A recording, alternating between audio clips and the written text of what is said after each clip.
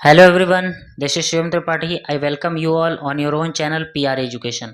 तो जैसा कि हमारी बात हुई थी कि हम अब एनडीए के पेपर्स करेंगे प्रीवियस ईयर्स। तो आज हम शुरू करते हैं एनडीए का जो पहला पेपर हुआ था 2023 में। तो हम 25 क्वेश्चंस करेंगे फर्स्ट पार्ट में और सेकंड पार्ट में नेक्स्ट 25 क्वेश्चन करेंगे। टोटल हमारे पास 50 क्वेश्चंस होते हैं, हर क्वेश्चन लगभग 4 मार्क्स का रहता है। तो 200 का कंप्लीट इंग्लिश का ही सेक्शन होता है और आपका बहुत ज़्यादा वेटेज रखता है ये। तो कोशिश करिएगा कि आपके 200 में 200 बने आपके नेक्स्ट जो 21 अप्रैल में पेपर होने वाला है एनडीए का। ठीक, देखिएगा ऑलमोस्ट सारे क्वेश्चन ऐसे ही बनते हैं बार बार। ठीक है, तो बी रेडी। चलिए, तो पहला हमारा जो है सेक्शन वो है स्पॉटिंग द एरर्स का। तो पहले क्वेश्चन में क्या प्रॉब्लम है आप हमें बताइए, किस पार्ट में है और क्या है। ठीक है, तो हमारा क्वेश्चन है over long periods of time layers of sediments builds up to a height of a few kilometres. या नो एरर है, पहले में एरर है, दूसरे में एरर है, तीसरे में है या चौथे में, किस में है आप हमें बताइएगा। तो चलिए अपन एक एक पॉइंट को समझने की कोशिश करते हैं। ठीक, आपने ऑलमोस्ट आंसर कर ही लिया होगा। Over long periods of time, बहुत लंबे समय तक लेयर्स बनती हैं सेडिमेंट्स। जो सेडिमेंट्स मतलब होता है छोटे छोटे कंकड़ पत्थर, ऐसी कोई भी चीज़ें जब जुड़ती हुई चली जाती हैं, जैसे हमारी रिवर होती है वो भी सेडिमेंट्स लेकर के जाती है कोने तक। ठीक है, जो भी नदी का एंड होता है वहां तक लेके जाती हैं सारा का सारा। और जो आपके नदी के किनारे पत्थर मिलते हैं वो सारे के सारे सेडिमेंट्स ही होते हैं। ठीक, तो क्या होता है ओवर बहुत लंबे समय तक जब लेयर्स क्या करती हैं, सेडिमेंट्स को लेकर के जाती हैं, तब हमारे कुछ ही किलोमीटर, सॉरी फ्यू किलोमीटर्स तक ही हमारा कोई भी क्या बनता है, लेयर बनती है ना। तो क्या इसमें एरर है बताइएगा। देखिए लेयर्स है, ऑफ सेडिमेंट्स है, तो ये भी प्लूरल है, ये भी प्लूरल है ना। हालांकि ये तो पता है आपको कि ऑफ के बाद जो भी नाउन आएगा वो हमेशा प्लूरल बनेगा, ये तो सही है। और यहाँ पे क्या है, लेयर्स हैं, कई लेयर्स हैं। और वो लेयर बन तो नहीं रही है, बनती है कई सालों तक जब सेडिमेंट्स इकट्ठा होता है कहीं पे।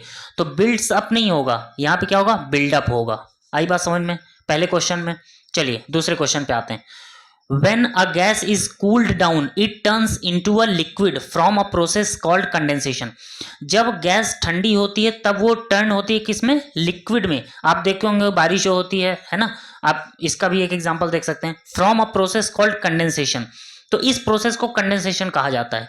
तो बताइए किसमें एरर है, ए में, बी में, सी में या डी में। तो जब गैस ठंडी होती है तब turns into a liquid from a process called condensation.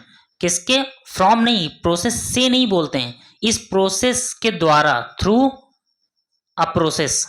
ठीक है, TROUGH, through a process called condensation या लिक्विड कॉल्ड कंडेंसेशन प्रोसेस। ठीक है, या तो कॉल्ड कंडेंसेशन डायरेक्ट प्रोसेस आ जाएगा, या तो फिर थ्रू अ, जिस प्रोसेस के द्वारा होती है तो बोला जाता है condensation process. Clear. Next question third क्या कहता है, if you want to know the news you can read the newspaper. आपको मैं एक छोटी चीज बता देता हूं, ये जो इफ वाले स्ट्रक्चर होते हैं ये सारे के सारे कंडीशनल होते हैं। मैं आपको 100% गारंटी के साथ कहता हूं, जब आपका एनडीए का पेपर होगा तो कम से कम 2 क्वेश्चन आपके कंडीशनल से बनेंगे। हर बार एनडीए के हर पेपर में कंडीशनल से 1 या 2 क्वेश्चन आते हैं। ठीक है, तो इसमें भी एक क्वेश्चन ये दिख रहा है हमें, if you want to know the news. अगर आप चाहते हैं, if you want to know the news, अगर आप न्यूज जानना चाहते हैं, you can read a newspaper, आप एक न्यूज पेपर पढ़ सकते हैं डेली। तो क्या एरर है इसमें, इसमें कोई भी एरर नहीं है, तो हमारा आंसर डी बिल्कुल सही है। यहां तक बात समझ में आई। नेक्स्ट क्वेश्चन नंबर 4 की तरफ चलते हैं। Columbus made his first voyage. Voyage मतलब होता है समुद्री यात्रा। जब आप किसी भी यात्रा को पानी से करते हैं शिप में चढ़ करके तो उसको बोलते हैं वॉयज, VOYAG, वॉयज। ठीक है ना। From Europe to America, Europe से लेकर के अमेरिका तक गया। Columbus made his first, past में कोलंबस ने क्या किया था, वॉयज यात्रा की थी ऑन 1492। अब यहाँ पे हमारा स्पेसिफिक, मैंने आपको टेंस में भी बताया है कि स्पेसिफिक डेट आ जाएगी या टाइम आ जाएगा पास्ट का, तो हम किस में बनाएंगे, पास्ट इंडेफिनिट। कोलंबस मेड बिल्कुल सही सेंटेंस लिखा हुआ है। फ्रॉम कहां से कहां तक, फ्रॉम यूरोप टू अमेरिका, ये भी बिल्कुल सही लिखा हुआ है। पहली यात्रा की बात कर रहा है तो फर्स्ट वॉयज भी सही है। गलती कहां पे है, जब डे आता है, एक स्पेसिफिक ईयर आता है, मैंने बताया है आपको, जब स्पेसिफिक ईयर आता है तो इन बोला जाता है, इन 1492। तो हमारा आंसर नंबर सी है। ठीक है, तो 4 तक हमारे हो गए हैं और 5th क्वेश्चन आपके स्क्रीन पे रहा ये। क्या कह रहा है ये question? When ever the sky is clear you can see the stars in the night. जब भी स्काई क्लियर रहता है यू कैन सी, आप देख सकते हैं the stars in the night, या नो एरर? क्या एरर है इसमें?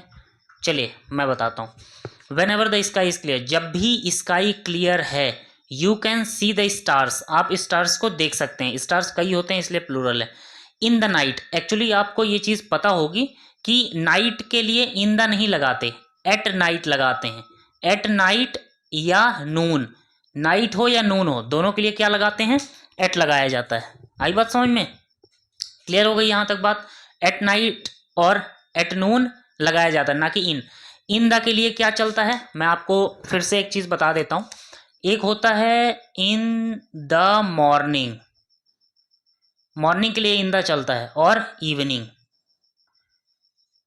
ठीक, लेकिन एट किसके साथ चलता है? एट नाइट या नून। एनडीए बहुत स्पेसिफिक क्वेश्चन पूछता है ना। चलिए ये दोनों चीजें आपको क्लियर हो गई होंगी। I am not working, next question है 6th। I am not working tomorrow, मैं कल काम नहीं कर रहा हूं। So I don't had to get up early. अभी मैंने टेंस में आपको बताया है कि जो डोंट के साथ क्या है, पहली चीज ये कि इनडेफिनिट है। आई डोंट के साथ हैड कैसे आ सकता है? हैव आना चाहिए ना, क्योंकि हैड तो वर्ब की सेकंड फॉर्म होती है या थर्ड फॉर्म हो सकती है। लेकिन यहाँ पे क्या है? डोंट है, डोंट के साथ वर्ब की फर्स्ट फॉर्म आनी चाहिए। और हैड, हैव का वर्ब की सेकंड और थर्ड फॉर्म होता है। तो हैव के कौन से 3 फॉर्म बनते हैं? हैव के या हैज के? क्या बनते हैं? Had and had. यहाँ तक बात समझ में आई? दोनों वर्ब की फॉर्म है। ठीक है, तो यहाँ क्या आना चाहिए? हैव आना चाहिए। चलिए क्वेश्चन नंबर 7 करते हैं। She didn't tell anybody about her plans. क्या कह रहा है इसमें? उसने किसी को भी नहीं बताया अपने प्लान के बारे में। She didn't tell anybody about her plan, उसने अपने प्लान्स के बारे में किसी को नहीं बताया। जब यहाँ पे बिल्कुल डिंट के साथ वर्ब की फर्स्ट फॉर्म होनी चाहिए, बिल्कुल सही लिखा हुआ है। एनीबडी, किसी को भी नहीं बताया, अबाउट हर प्लान्स, इसमें कोई भी एरर नहीं है। नो एरर के साथ हम जाएंगे। क्लियर हो गई बात? इसमें कौन, मैं बता देता हूँ, इसमें सी आंसर है, इसमें बी आपका आंसर है, इसमें डी बन गया। Question number 8। She would not have has an accident if she had driven. अब देखिए मैंने अभी बताया था कंडीशनल के आते ही आते हैं मिनिमम 2 क्वेश्चन। एक हमने पहले देख लिया, ये दूसरा question. If she had driven carefully, ये थर्ड कंडीशनल है। अगर इफ के साथ हैड आ जाता है तो ये थर्ड कंडीशनल में आता है। If she had driven carefully, ये तो बिल्कुल सही लिखा हुआ है। She would not have, have का के साथ क्या आता है? वर्ब की थर्ड फॉर्म आती है, तो हैज नहीं आना चाहिए, हैड आना चाहिए। ठीक है, 2 क्वेश्चन एक साथ मिल गए आपको, किसके? हैव के, वर्ब की थर्ड फॉर्म वाले। यहाँ पे क्या आना चाहिए? हैव के साथ वर्ब की थर्ड फॉर्म, जो कि ये होता है, ना कि हैज। ठीक है, question number 9। I will watch film if I finish the work in time. एक चीज इसमें क्या एरर है? आई विल वॉच फिल्म, मैं फिल्म देखूंगा, इफ आई फिनिश, ये देखिए थर्ड कंडीशनल, ये भी मतलब एक और कंडीशनल का क्वेश्चन, 1 2 तीसरा क्वेश्चन है ये। ध्यान रखिए कंडीशनल आएगा ही आएगा कहीं ना कहीं। I will watch film if I finish the work, अगर मैं फिनिश कर लेता हूं, फर्स्ट कंडीशनल है। ठीक है, इन टाइम, अगर यहाँ पे इन होता या ऑन होता, दोनों सही है। दोनों के बीच में डिफरेंस बता देता हूं। ऑन टाइम का मतलब क्या होता है? जैसे आपकी क्लास शुरू होने वाली है 10 बजे और आप एग्जैक्ट 10 बजे कहीं पे पहुंचते हैं आपकी क्लास में, तो वो क्या कहलाता है? On time. लेकिन 10 बजे आपकी क्लास शुरू होने वाली है, आप 5 मिनट पहले इस क्लास में पहुंच गए, तो वो क्या कहलाएगा? In time. अगर थोड़े समय पर आ जाते हैं, तो समय से पहले आ जाते हैं तो इन टाइम, अगर समय पर पहुंचते हैं तो वो क्या होता है? ऑन टाइम कहलाता है। इतना समझ में आ गया? ये बिल्कुल यहाँ पे लिखा हुआ है सही। आई विल वॉच, एक्चुअली इसके साथ ये चलता है, watch the film, watch the film या मूवी। द इसमें आना कंपलसरी है, तो यहां पे क्या हो जाएगा? द हो जाएगा। ठीक है, इसमें एरर फर्स्ट वाले में। क्लियर? चलिए हमने 9 तक कर लिया है। 10th क्वेश्चन ये रहा आपके स्क्रीन पे। क्या कहता है ये? In 1989 the government did an about face and Iran restored its family planning programme. 1989 में जो गवर्नमेंट थी, कुछ बात किया है ना, ईरान से कोई प्रॉब्लम आई होगी हमारे इंडिया पे, तो उन्होंने ईरान से बात किया ताकि वो रीस्टोर करना, मतलब वापस से उस चीज को इस्टेब्लिश करना, वो कहलाता है रीस्टोरेशन। ठीक है, दोबारा से अच्छे ढंग से इस्टेब्लिश करना, वो रिस्टोर करना कहलाता है। Its family planning programme. Family planning programme मतलब कोई भी हो सकता है, जैसे हमारे इंडिया में 2 चाइल्ड पॉलिसी है, ये भी एक फैमिली प्लानिंग प्रोग्राम है ना। तो कैसे हो सकता है, तो यहाँ क्या है, ईरान ने रिस्टोर किया है। इट्स यहाँ पे क्या है, इट एपेस्ट्रॉफी एस है, जो कि यहाँ पे गलत है। ठीक है, क्या होना चाहिए, इट्स। ये पॉजेसिव प्रोनाउन का यूज करना पड़ेगा हमें। दो होते हैं, ये प्रोनाउन है और इट, जैसे मैं एक चीज बता देता हूं आपको, 2 इट्स होते हैं। एक होता है इट्स, ये प्रोनाउन है, ठीक है, पॉजेसिव। एक होता है इट एपेस्ट्रॉफी एस, इसमें 2 चीजें होती हैं आपकी। कौन कौन सी चीजें होती हैं, 2। एक होता है इट इज, एक होता है इट हैज। इसके हिसाब से आपको चलना है। ठीक, तो हमें इसकी तो जरूरत है नहीं, it is family planning programme, नहीं, उसने अपना किया तो अपने के लिए इट्स आना जरूरी है। क्लियर हो गई बात। अब हम आते हैं किसके तरफ, सिनोनिम और एंटोनिम की तरफ। ठीक है, लेकिन अभी पहले क्या है, सिनोनिम है। ठीक है, सिनोनिम मतलब सेम, वैसा का वैसा। ठीक, ड्यूरिंग द पेंडेमिक, पेंडेमिक हुई थी हमारे देश में, 3 वर्ड होते हैं, एक होता है पेंडेमिक, एक होता है इंडेमिक, एक होता है एंडेमिक। ठीक है ना, पेंडेमिक, इंडेमिक, एंडेमिक। ठीक है, तो क्या क्या कह रहा है, during the pandemic the indigent people had to suffer a lot. उन लोगों को सफर करना पड़ा जो इंडिजेंट थे। अब हमको इंडिजेंट का सिनोनिम बताना है, क्या होता है इंडिजेंट का। इंडिजेंट मतलब होता है गरीब लोग, जिनके पास कुछ नहीं होता, तो वेरी पुअर। ठीक, नेक्स्ट वर्ड क्या है, ऑप्युलेंट। ऑप्युलेंट ऐसे लोग होते हैं जिनके पास काफी धनी परिवार से आते हैं, जिनके पास अच्छा खासा पैसा होता है, मतलब जो वो चाहते हैं वो कर सकते हैं। तो इसका मतलब ऑप्युलेंट मतलब रिच पीपल कह सकते हैं इनको। ठीक है, रिच, हैव मनी, उनको भी बोला जाता है। सॉल्वेंट और इंसॉल्वेंट 2 वर्ड होते हैं। एक होता है इंसॉल्वेंट, जिसका इसका अपोजिट होता है इनसॉल्वेंट। इंसॉल्वेंट का मतलब होता है दिवालिया हो जाना। आपने सुना होगा विजय माल्या दिवालिया हो गए, ठीक है, नीरव मोदी दिवालिया हो गए, तो ये सब इंसॉल्वेंट है। मतलब इनकी कोई कंपनी थी, इनके पास बहुत पैसा था, लेकिन धीरे धीरे उनका बिजनेस डूब गया और उनके पास एक भी बैंक में पैसे नहीं बचे। तो गवर्नमेंट ने कहा कि ठीक है, इनके, सुप्रीम कोर्ट ने कहा कि इनके जितनी भी प्रॉपर्टी रही है पहले, उनको हम क्या करते हैं, नीलामी में दे देते हैं। वो कहलाते हैं इंसॉल्वेंट हो जाना। मतलब इन्होंने पहले पैसे ले रखे हैं कहीं से, बैंक से, या कहीं कुछ भी कर रखा है इन्होंने, तो वहां से खत्म हो जाना, उनके पास जो कुछ था सब कुछ खत्म हो गया, वो इंसॉल्वेंट कहलाते हैं। सॉल्वेंट मतलब किसी के पास पैसा होना। लेकिन दूसरा एक और सॉल्वेंट होता है, आपने जैसे हमें पानी में नमक घोलना है, तो पानी जो है सॉल्वेंट है और जो नमक है वो सॉल्यूट है। जो क्वांटिटी जिस चीज की ज्यादा होती है उसको बोलते हैं क्या, सॉल्वेंट। ठीक है, जैसे शक्कर को पानी में मिलाया, शक्कर को दूध में मिलाया, दूध क्या है, सॉल्वेंट है, और शक्कर क्या है, सॉल्यूट है। क्लियर हो गई बात। जो ज्यादा होगा वो सॉल्वेंट कहलाता है। ठीक, तो आपके पास पैसे हैं तो सॉल्वेंट हो आप, ठीक है, नहीं है तो नहीं। प्रॉस्परस मतलब क्या होता है, प्रॉस्परस मतलब विकासशील, ऐसा इंसान जिसमें विकास हो रहा है। ठीक है, आपके पास एक वर्ड आया है क्या, इंडिजेंट। एक और वर्ड होता है इंडिग्नेंट। ठीक है, आसपास के वर्ड जानना बहुत आपके लिए जरूरी है, क्योंकि अगर ये पूछ लिया है इंडिजेंट तो वो इंडिग्नेंट बिल्कुल पूछ सकता है। इवन मैं आपको गारंटी से भी कह रहा हूं वो पूछा हुआ ही है ऑलरेडी, मैंने देखा हुआ है कई बार। क्या होता है इंडिग्नेंट, इंडिग्नेंट, इंडिग्नेंट एक एडजेक्टिव है आपका। ठीक है, इसका मतलब होता है INDIGNANT, इंडिग्नेंट। इंडिग्नेंट का मतलब होता है कि आपको ऐसा फील हो रहा है, आप बहुत ज्यादा गुस्से में हो। इसका सिनोनिम होता है एंग्री। आप क्यों हो गुस्से में, क्योंकि आपको ऐसा लगता है कि आपके साथ गलत हुआ है। ठीक, जैसे कोई गवर्नमेंट ने स्कीम लॉन्च करी और उसमें ऐसे लोगों के लिए कह दिया गया जिनके 7 लाख के ऊपर है, तो जिनके 7 लाख से ऊपर मनी है बैंक अकाउंट में, तो उनके लिए ये चीज स्कीम काम नहीं करेगी। तो हम क्या कहेंगे कि वो लोग नाराज होकर के गवर्नमेंट के खिलाफ प्रोटेस्ट करने लगे, गवर्नमेंट के खिलाफ कुछ ना कुछ लेटर लिखने लगे, कंप्लेंट करने लगे। तो इसके साथ जो चलता है ना, वो ये बहुत जरूरी है। आपको ये जो मैं लिखने वाला हूं क्या वो है, इंडिग्नेंट लेटर हो सकता है, कंप्लेंट हो सकती है, indignant complaint, indignant letter, look, मतलब ऐसी चीज जो आपको गुस्से में दिखाए। जब आप एंग्री जैसे दिखते हो ना, तो उसको कहा जाता है इंडिग्नेंट होना। ठीक है, आपने लेटर लिखा गवर्नमेंट को कि मैं नाराज हूं, नाराजगी से भरा हुआ कोई भी काम करना इंडिग्नेंट कहलाता है। यहां तक बात आपको समझ में आई। आपको डिफरेंस समझ में आ गया इंडिजेंट और इंडिग्नेंट में? इंडिजेंट जो होते हैं गरीब होते हैं, इंडिग्नेंट मतलब गुस्से में होने वाले, तो उनको बोला जाता है। ठीक, नेक्स्ट क्वेश्चन पे आते हैं। क्या है 12, she had no idea what made him angry. किस चीज ने उसे एंग्री बनाया, मुझे अभी आइडिया ही नहीं है। इन 1 minute and jovial the next. एक सेकंड वो बहुत ज्यादा गुस्से में रहता है, अगले सेकंड वो बहुत खुश होता है। जोवियल मतलब होता है खुश होना, वेरी हैप्पी। ठीक है, तो सिनोनिम कहाँ है? उसके पहले अपन तो पहले वर्ड तो जान लें सारे के सारे। एग्रीव्ड, एग्रीव्ड के साथ हमेशा फैमिली आती है। Aggrieved family, aggrieved community. इसका मतलब होता है जैसे एग्रीव्ड मतलब दुखी। आपने कई बार देखा होगा अपने आसपास ऐसे मेल्स जो बहुत ज़्यादा ड्रिंक करके आते हैं ना, और उनके साथ बहुत ज़्यादा मिसबिहेव करते हैं अपनी वाइफ्स के साथ, तो वो क्या वाइफ्स क्या होती हैं? एग्रीव्ड होती हैं। मान लीजिए बहुत ज़्यादा ड्रिंक किया हुआ था, एक्सीडेंट हो गया, तो उसकी डेथ हो गई।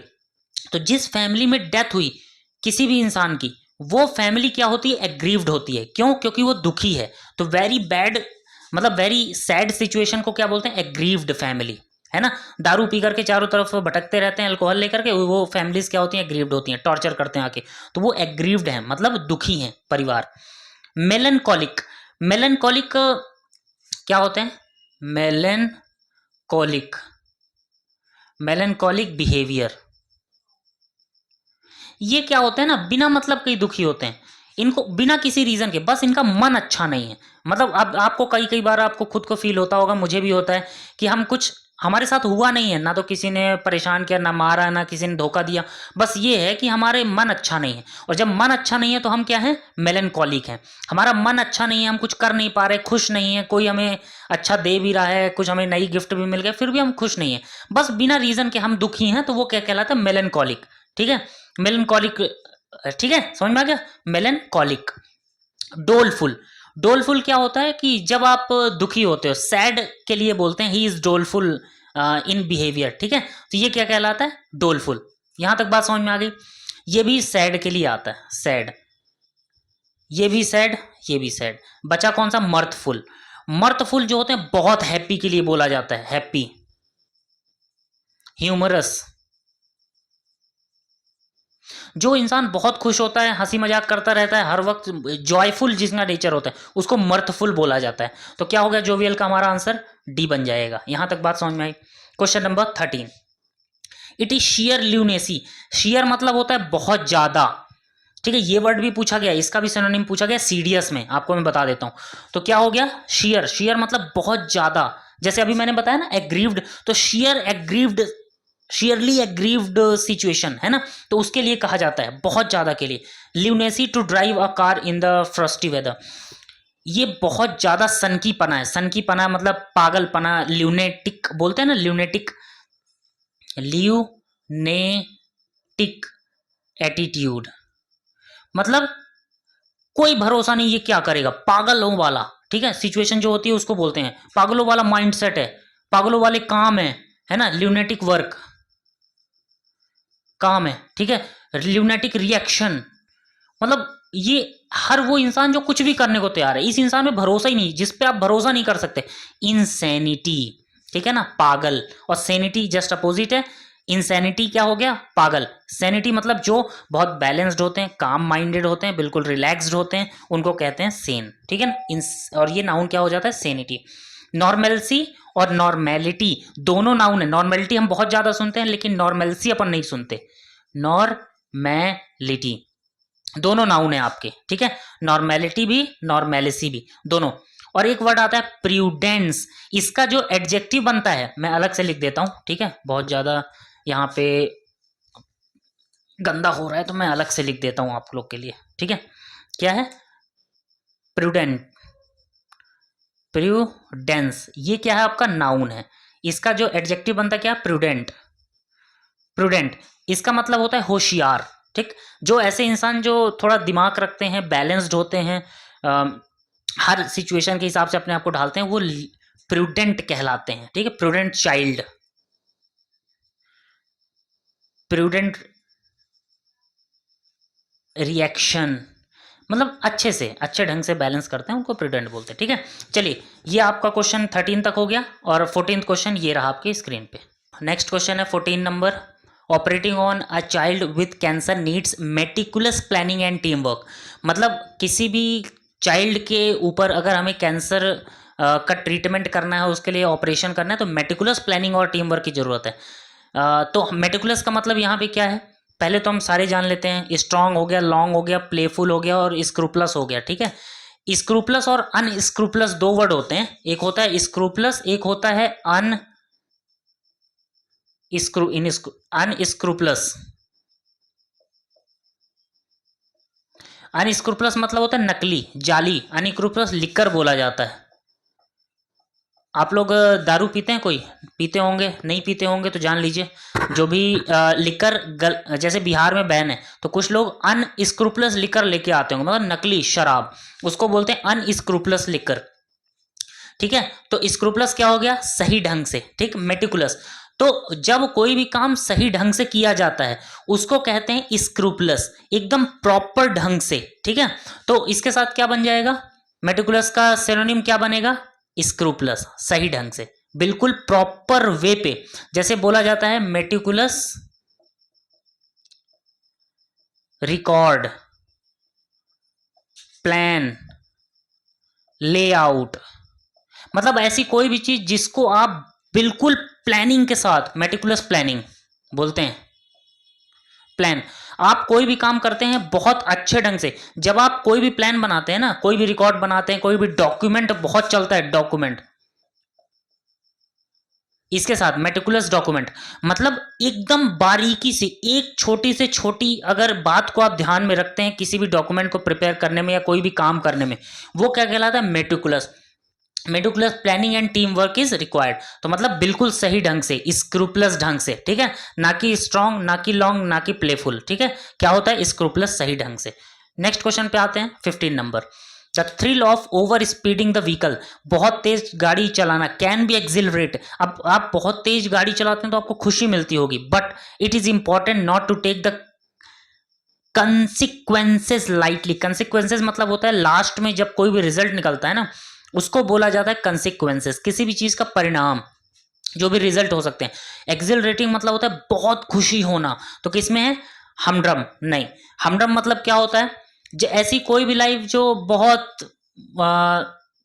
मतलब बोरियत से भरी, बोरिंग, मतलब आप कोई भी काम सेम करते ही चले आ रहे हैं। जैसे आप साल भर से वही काम, सुबह उठा और शाम तक का जो आपका पूरा रूटीन है वो क्या है, अगर सेम है, बोरियत से भरा हुआ, खाना आप डेली वही खा रहे हैं, सेम चीजें, तो वो हमड्रम लाइफ स्टाइल कहलाती है।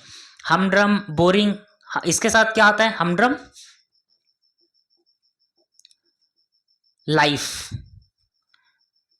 स्टाइल, है ना।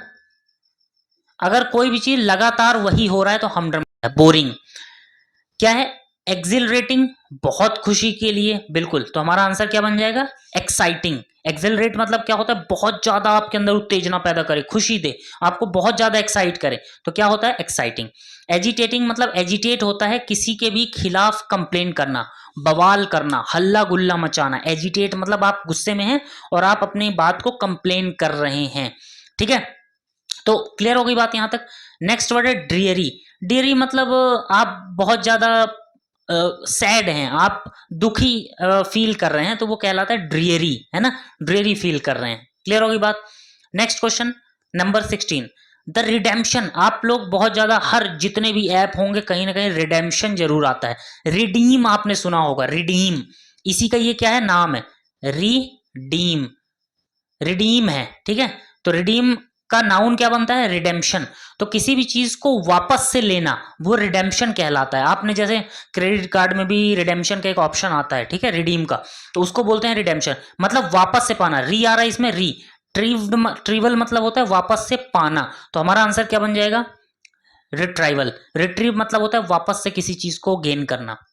रिट्रीव करना, जैसे आपके फ़ोन में अगर मान लीजिए कभी व्हाट्सएप अनइंस्टॉल हो गया गलती, सभी यूज़ करते होंगे, तो उसके डेटा को आप रिट्रीव करते हैं। आपका मान लीजिए फ़ोन गलती से लॉक हो गया, अब लॉक हो गया तो उसको आप शॉप पे जा करके अनलॉक करवाएंगे, तो अनलॉक करवाने में जो डेटा आप रिट्रीव करते हैं ना, वापस से गेन करते हैं, वो क्या कहलाता है? रिडेम्पशन कहलाता है वापस। फोर फीचर आपने बहुत बार सुना होगा, फोर फीट, ठीक है। चलिए मैं इसको बता देता हूं आपको, फोर फीचर का मतलब क्या होता है, ठीक है। कहाँ है? या फोर फीचर,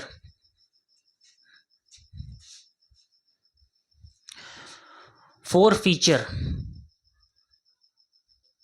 कई बार फोर फीट के फॉर्म में बहुत आता है, ये है ना, जाली के लिए बोलते हैं, नकली के लिए बोलते हैं, ठीक है। एक आता है इसका फोर फीचर, ठीक है।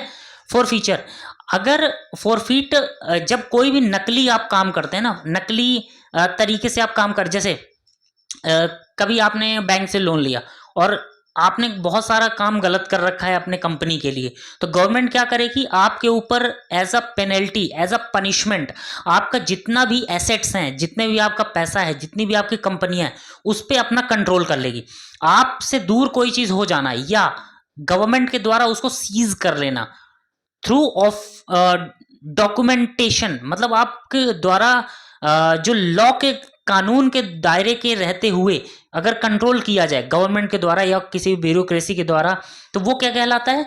आपका फोर फीचर। अगर जब्त कर लिया जाता है उसको बोलते हैं फोर फीचर। आपने फोर फीट डॉक्यूमेंट्स होते हैं, अगर आपने फोर फीट डॉक्यूमेंट, जाली काम, ठीक है ना, तो अगर गवर्नमेंट उस पर कंट्रोल करने के लिए, आपको पनिशमेंट देने के लिए आपके सारे डॉक्यूमेंट्स को क्या कर लेती है? जब्त कर लेती है, तो क्या कहा जाता है? फोर फीचर कहलाता है। क्लियर हो गई बात यहां तक, ठीक है।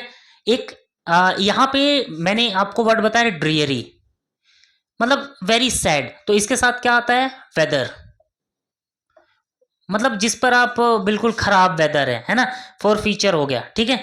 इसमें ड्रियरी जर्नी हो सकती है, बहुत बेकार जर्नी, जैसे आप कहीं गए, फिल्म देखने आप गए, वो फिल्म आपको बिल्कुल पसंद नहीं आई, है ना, आपने थोड़ा वक्त बिताया लेकिन आपको फिल्म में मज़ा नहीं आया, तो क्या कहलाते हैं? Dreary film, dreary movie, dreary weather, ये जो वेदर है बहुत बेकार है। ड्रियरी जर्नी, आप कहीं पे जर्नी पे गए लेकिन जर्नी में मज़ा नहीं आया, तो क्या कहलाते हैं? ड्रियरी वेदर, ठीक है, ड्रियरी जर्नी। नेक्स्ट पे आते हैं question number 17। All my fishing paraphernalia, ये एक्चुअली इस पे कोई कंट्रोल नहीं है, किसी को नहीं पता चलेगा, ये वन वर्ड है, आपको पता है तो पता है, वरना ये छोड़ने वाला क्वेश्चन है, ठीक है। तो क्या होता है पैराफ्रनेलिया? मतलब होता है कोई भी एक्सेसरीज किसी भी चीज की, वो कहलाती है पैराफ्रनेलिया। तो हमारा आंसर क्या बन जाएगा? B number. क्लियर? तो ये 17 क्वेश्चन कंप्लीट होते हैं। तो क्वेश्चन नंबर 18 ये रहा हमारा, only 3 candidates are now in contention 4। हमसे पूछा था कि कंटेंशन का मतलब क्या होगा, ठीक है, क्या है हमारा सिनोनिम? कंटेंट, एक्चुअली दो मतलब होते हैं कंटेंट के, एक कंटेंट होता है, कंटेंशन होता है। कंटेंट का मतलब होता है किसी से भी आप एग्री होते हैं, सहमत होते हैं, सेटिस्फाइड होते हैं। दूसरा क्या होता है? जब वो चीज आपके कंटेंट, जैसे this is the bone of contention, ये लड़ाई का झगड़े का कारण है। जब किसी भी चीज का कारण होता है ना, तो बोलते हैं contention. This player is under contention, है ना, फॉर सिलेक्शन, सिलेक्शन के लिए इस प्लेयर को कंसीडर किया जाता है। दो मतलब होते हैं, ठीक। एक तो कंसिडरेशन, दूसरा कंटेंट होता है। कंटेंट का मतलब क्या है? अलग चीज है। कंटेंट, इसमें क्या होते हो आप? सेटिस्फाई होते हो, satisfy content with your performance, ठीक है ना, मतलब मैं संतुष्ट हूं अब तो आपके परफॉर्मेंस से, ठीक है। तो क्या हो जाएगा? इन्वॉल्व इन डिस्प्यूट, डिस्प्यूट मतलब होता है लड़ाई या झगड़ा।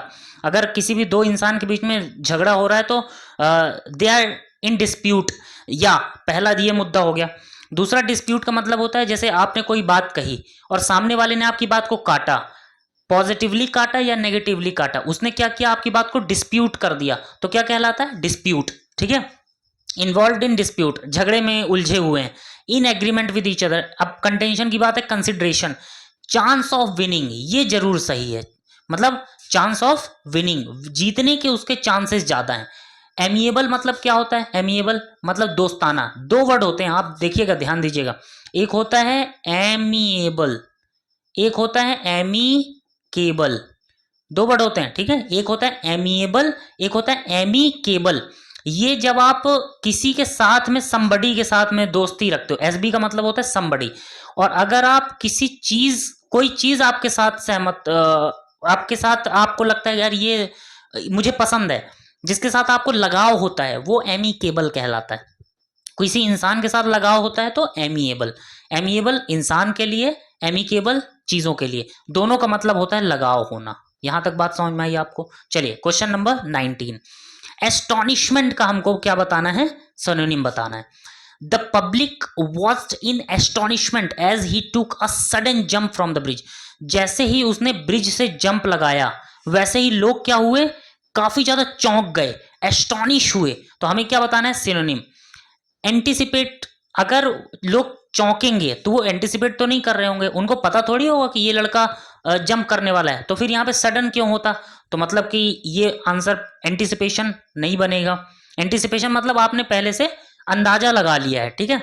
हरिडली, जल्दी से, अगर जब ऑलरेडी जंप लगाना है तो वापस से सडन, एस्टोनिशमेंट का क्या मतलब होगा वहां पे? हरिडली। कामनेस, आप बहुत ज्यादा शांत हैं। वो अगर इंसान शांत करता सबको, तो फिर यहाँ पे सडन जंप क्यों होता? पहले से पता नहीं था, तो क्या हो जाएगा? वंडरमेंट। एकदम वंडर, अजीब सी चीज, लोग नहीं समझ पाए कि क्या हो गया। एस्टोनिश, अमेज, मतलब अमेज कर दिया लोगों को, है ना, बहुत ज्यादा परेशान कर दिया, एक्साइट कर दिया। तो क्या होता है? ये सारे के सारे वर्ड क्या वंडरमेंट के लिए आते हैं। वंडर मतलब किसी को अचानक आश्चर्यचकित कर देना, ठीक है, तब के लिए बोलते हैं। क्लियर? आइए क्वेश्चन नंबर 20 पे।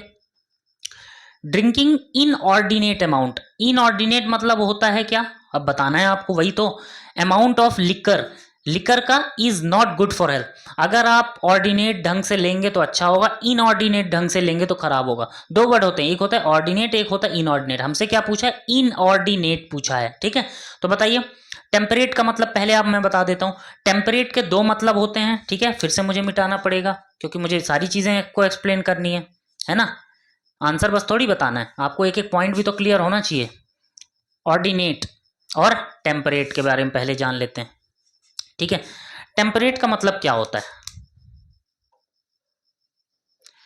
टेम्परेट के दो मतलब होते हैं, ठीक है।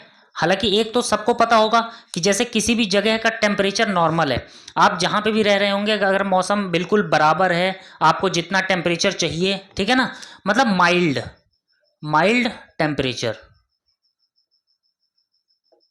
बिल्कुल नॉर्मल है, ठीक है, तो वो बोलते हैं टेम्परेट। दूसरा होता है कामनेस, किसी भी इंसान के शांत होना, कंपोज्ड होना। कोई भी इंसान जो बहुत, जैसे इसके साथ ये कहा जाता है जरूर, टेम्परेट बिहेवियर। टेम्परेट, जैसे Dhoni, he has a better temperament. Temperate क्या होता है? एडजेक्टिव। टेम्परामेंट क्या होता है उसका? नाउन। बहुत पूछा जाता है टेम्परामेंट, ठीक है। धोनी का टेम्परामेंट सबको पता है, बहुत शांत एंड कंपोज है, काम एंड कंपोज, तो वो बोला जाता है टेम्परेट बिहेवियर, है ना। टेम्परेट रिएक्शन, बराबर ढंग से, कोई भी चीज बहुत शांत हो, बिल्कुल पीसफुली काम कर रही हो, रिलैक्स्ड हो, उसको बोला जाता है टेम्परेट, ठीक है। क्लियर हो गई बात? यहां पे टेम्परेट का मतलब समझ में आ गया। मॉडरेट मतलब बराबर, ठीक है। रेगुलर मतलब, ठीक है, रेगुलर। एग्जॉर्बिटेंट, बहुत ज्यादा मात्रा में, एग्जॉर्बिटेंट मात्रा में, तो क्या हो जाएगा? इनऑर्डिनेट, है ना, मतलब बहुत ज्यादा मात्रा में ले रहा, बराबर मात्रा में नहीं ले रहा, तो क्या हो जाएगा?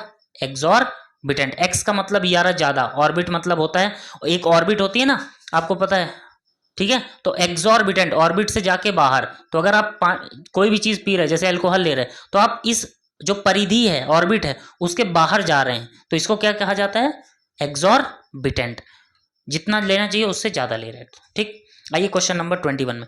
अब हमारा जो क्वेश्चन नंबर 21 है ना, ये हमारा क्या होता है? PQRS है। तो PQRS का पहले मैं आपको एक थोड़ा सा तरीका बता देता हूं कि कैसे किया जाता है, उसके बाद अपन आगे बढ़ते हैं, ठीक है।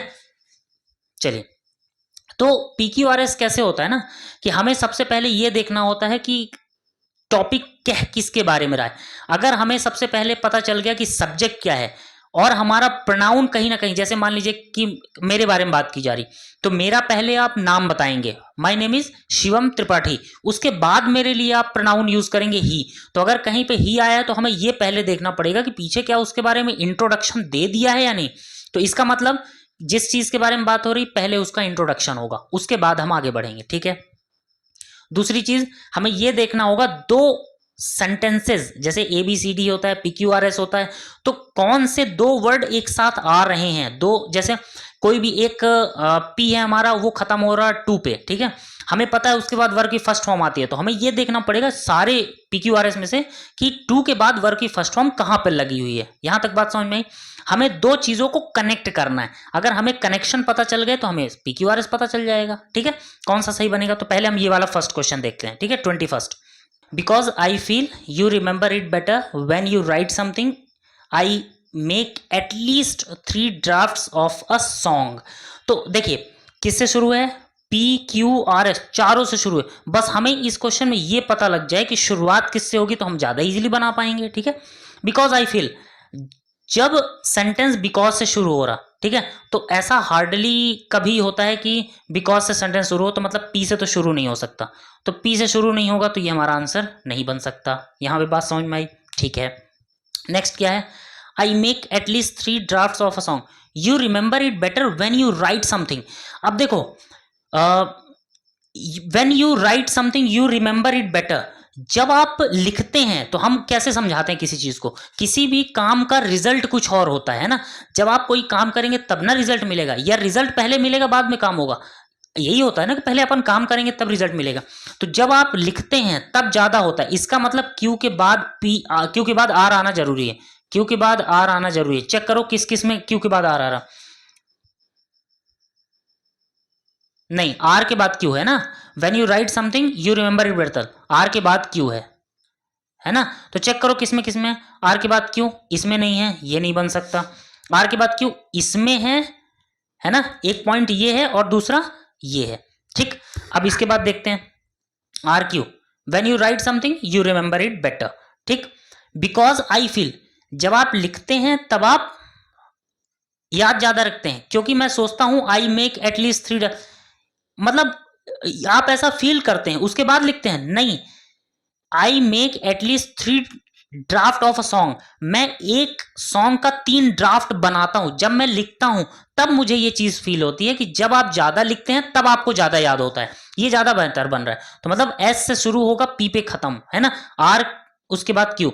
तो I make at least 3 draft of a song, मैं 3 ड्राफ्ट इसलिए बनाता हूं क्योंकि मुझे ये लगता है, because I feel when you write something you remember it better. ये कंप्लीट सेंटेंस हमें दिखा रहा है, ठीक है। ये हमारे हो गए 21st क्वेश्चन। आते हैं क्वेश्चन नंबर 22 पे। और क्या कहता है हमारा ये 22, for hours in the shop a gunman who held a hostage demanded ransom of 10 lakh rupee, ठीक है ना। तो पहले हम चेक कर लें किससे शुरू होगा, PQRS, बस हमें ये पता चल जाए शुरुआत किससे होगी। पहला चेक करते हैं एस से, डिमांडेड, ये क्या है हमारा, डिमांडेड क्या है, वर्ब है, और कभी भी वर्ब से हमारा सेंटेंस शुरू नहीं होगा, तो एस वाला ऑप्शन तो खत्म ही हो गया, ठीक है। एस वाला ऑप्शन हमारा कैंसिल हो गया, तो ये तो आंसर बनने से रहा हमारा, ठीक। आर से चेक करते हैं, आर क्या है, अ हॉस्टेज, अ हॉस्टेज, अ गनमैन। अब एक हॉस्टेज एक गनमैन, हॉस्टेज कौन होता है, जिसको आप बंदी बना के रखे हैं। अब गनमैन क्या होता है, जो बंदी बनाता है। तो क्या एक हॉस्टेज और एक गनमैन हु हेल्ड, तो ये तो ऑप्शन ही नहीं बन सकता किसी भी कीमत पे। एक जिसको बंदी बनाया वो और जिसने बंदी बनाया है दो, मतलब दोनों एक साथ हैं, कभी नहीं पॉसिबल है।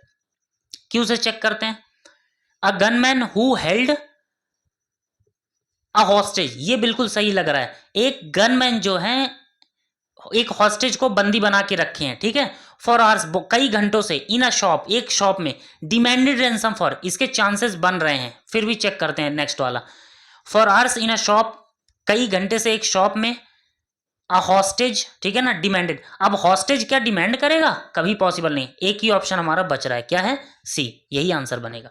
Question number 23, living in Russia, living in Russia country immediately Ukraine has urged its citizen to leave the, ठीक है, टू लीव द से तो सेंटेंस शुरू ही नहीं हो सकता एस से, तो ये वाला ऑप्शन हमारा कट गया, ठीक। आर बच रहा है और पी बच रहा है, ठीक है। पी से living in Russia Ukraine has urged its citizen, living in Russia, Russia में रहते हुए यूक्रेन ने थोड़ी रह रहा है, कोई इंसान रहता है वहां पे, ठीक है। तो क्वालिफाई तो यूक्रेन को कर रहा है, तो पॉसिबल ही नहीं है, ठीक है। आर से शुरू होगा।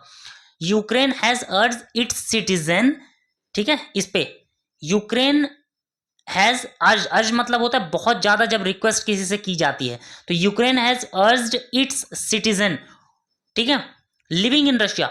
अब कौन रह रहा है, सिटीजन रह रहा है ना, कहां पे, यूक्रेन, मतलब आर के बाद पी बनना जरूरी है। कहां पे बन रहा है, आर के बाद पी, यहां पे एस बन रहा है, इसलिए ये ऑप्शन नहीं बनेगा। ऑप्शन नंबर हमारा सेकंड बिल्कुल सही है। क्लियर हो गई बात यहां पे। तो यूक्रेन ने क्या किया है, अर्ज किया अपने सिटीजन से जो कि रह रहे हैं रशिया में, कि आप वापस अपना देश लौट आए, उसको छोड़ करके रशिया।